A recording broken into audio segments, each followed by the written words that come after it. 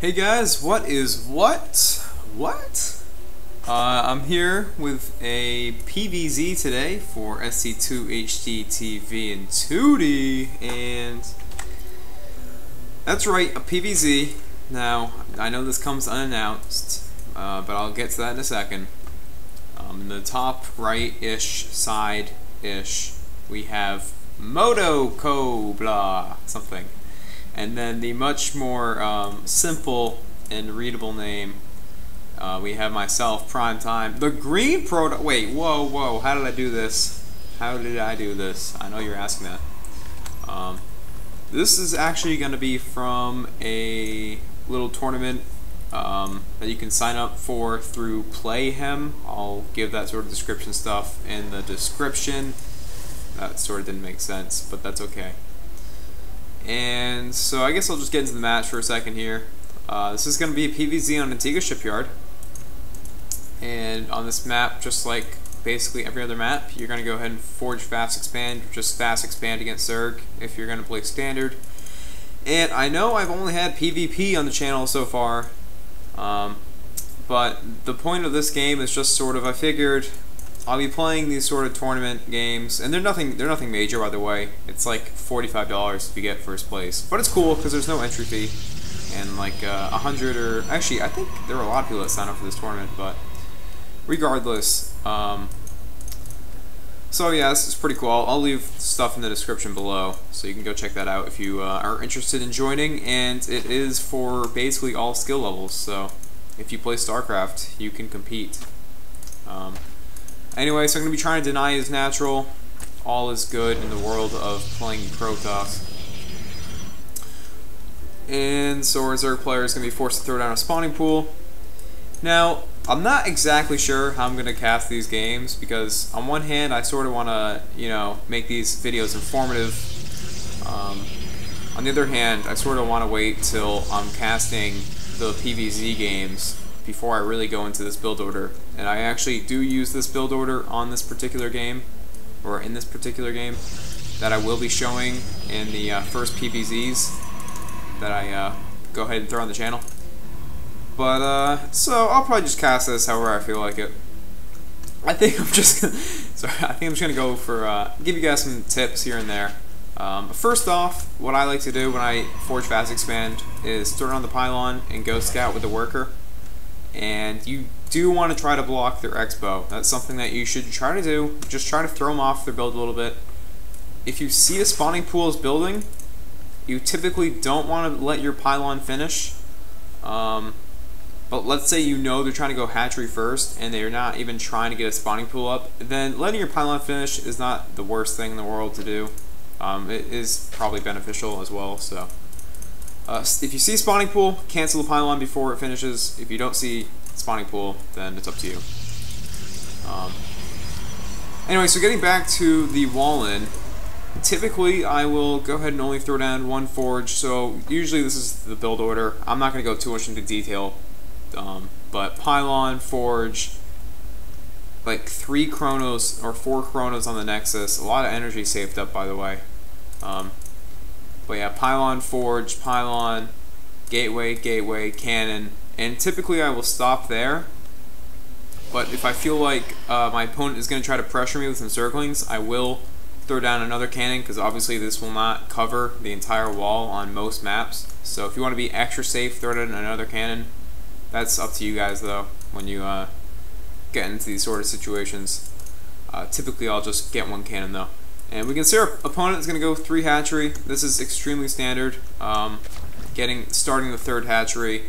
Let's see. Yeah, I was going to say before the 5-minute mark, and it looks like he started it right about the 5-minute mark. So that is standard.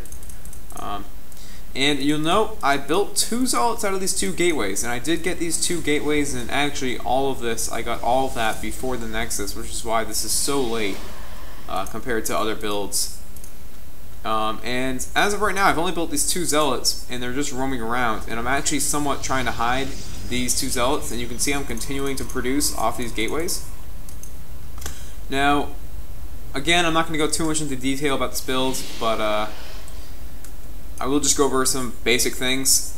you'll see this build unfold, and basically the point of the first two zealots is you want to show them to your opponent and hope that he overreacts with zerglings. And typically, when I watch the replays of when this build is successful, my opponent will build like, I don't know, 6 to 10 zerglings, and that's quite a few less drones that they can make. So that's why the two first zealots is pretty helpful, and it looks like our opponent's going to be going for a lair, roach warren, evo chamber, very, very standard. Not getting a lot of gas quite yet, so he'll probably look to throw those down soon. There he goes.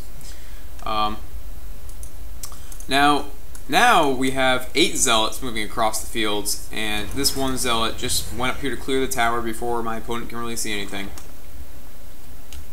And I want to note the units lost tab, and this is a very important aspect to consider, and you will see why. Now, originally I poke up to the third base just to see what the defenses are looking like, and you really don't want to lose that zealot because I just gave him a kill for free. But when you do these sort of zealot pushes, which this is a fairly popular sort of playstyle, to send some early zealots. Now, 8 zealots is a lot, but regardless, this is kind of popular. But if your opponent has 3 bases, which they almost always will, what you want to do is actually send your zealots to the natural, because they will almost always have more defenses at the third base, because that seems like the logical decision. Another tip is, you can see right now my zealots are on hold position. All you have to do is tell your zealots to attack a building. In this case, it was a hatchery, which will be the most common. And then hold position once they're all attacking the hatchery. And if zerglings try to come up behind them, the zealots will just stand still with the hatchery against their back, and they'll have a good sort of, I don't know, choke point, if you will, or less of a area to surround at least. And that'll give you a slight advantage. Now, these zealots did have +1 upgrade, which is why they were so effective. And before I go into my follow-up from this build, as you can see our opponent is just now getting roaches out, units lost tab shows basically even, but if you think about it in the expansion way, in the expansion game, I did kill his natural, and he's just now getting that back up. So that was pretty effective. And if we look at the workers killed, only 4. You're really not going to be able to kill too many unless they decide to turn and fight with their workers, which is a little uncommon just because they're pretty bad against zealots. So if you look at my main base, I have literally 4 units on the map right now. And typically, if you do a lot of damage with this sort of zealot pressure, you will get a follow-up counter. And that is why I get 2 early sentries. And we can see I'll have at least 4 force fields, probably 6 by the time he gets to my base. And with these 2 cannons, even with just 1 cannon, you'll be okay. Now, I was a little bit starved for gas, so I decided to get 2 zealots outside of the wall. They're like the Night's Watch in Game of Thrones, defending the wall. Of course, we all know what happens to them. They die! So here comes the march of the roaches. And a couple force fields. These force fields really weren't all too great, but, you know, just having them at your disposal and having them to keep the roaches back is really all that's important there. And if we look at the main base, we can see 2 immortal double robos coming up. And a warp prism's already out. I wonder what I'm going to be using that for. Me getting a warp prism, that never happened before. We can see our opponent is going to be getting the Spire. Now, something I really like to do is get an early Stargate. I get 1 Void Ray, and I'll show you the kills on this thing later. And I get 1 Phoenix. The Void Ray, I used to clear out my natural, or I used to clear out this third, I used to clear the watchtower, I used to just check around for overlords. And if your spidey senses are tingling enough, you can go ahead and find these 2 just hiding out here, as well as this one. And, you know, Zerg opponents that are good will almost always have overlords out and about the map. Now, once again, our opponent Moto is going to try to pressure the front, but with 3 immortals here already and plenty of force fields, you can see that's just not going to happen. Also, I have +2 upgrade because I've been chronoing my forge out like a boss. Sorry. And now the Void Ray is going to be doing its rounds, going around killing more overlords, and the Phoenix flew by. And if you look at my vision, this is why I get the Phoenix, people. This is why. It might get an overlord kill or not, overlord kill or 2, but what you can do is see everything they're doing. And I'm going to just forget about my Phoenix because my APM's not that good. So I know exactly he's going for Spire, and as you can see, I have 2 Warp Prisms with four mortals total. Now, if you see your opponent going for Spire and you go for this build, what you want to do is just chrono out these units, because otherwise you're just not going to have any luck with this sort of thing. Because either A, they're going to have Mutalisks to shoot down your Warp Prisms before they even get across the map, or B, by the time you deploy, they'll have Mutalisks to kill your Immortals before you can kill their lair. And if you see Mutas out, do not go for this drop, okay? Just don't do it. I've done it a bunch, it never works, so don't do it. Void Ray's still chilling over here, just giving everybody a high five as they run by him. And once again, our opponent, after losing the main base, and earlier you saw my Zealots take out his natural, he's really feeling pressed to do some damage.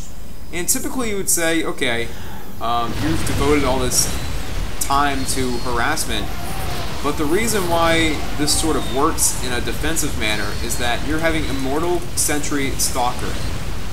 What can Zerg have that can really crush through that? Basically, Hydras is the answer at this stage of the game. You might think Infestors, but at this stage of the game you really can't have that many Infestors. But the reason it works is because nobody gets Hydras, so you're fine. Now, in this build I actually mean to get Blink started like a little bit after the Twilight Council gets finished, and the Twilight Council gets started like after the Cyber gets finished, and it is a late Cyber, so if you can process all of that information, then you'll understand what I'm trying to say. I also like to get 2 observers. Isn't the most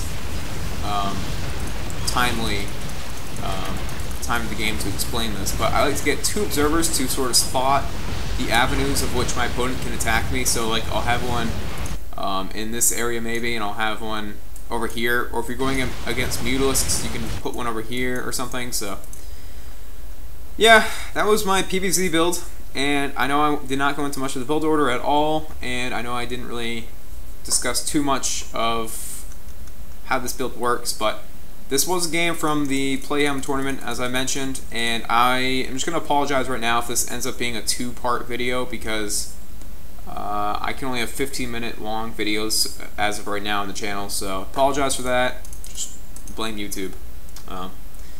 Anyway, thank you everybody for watching. Hope you guys enjoyed that game. And yeah, so there's a lot more I want to say, but I think I'm going to be moving on to PvT next, so we're going to have some time to wait before we get to really dissect this build. But anyway, Primetime signing out. Thanks for watching. Good luck on the ladder, and go Celtics!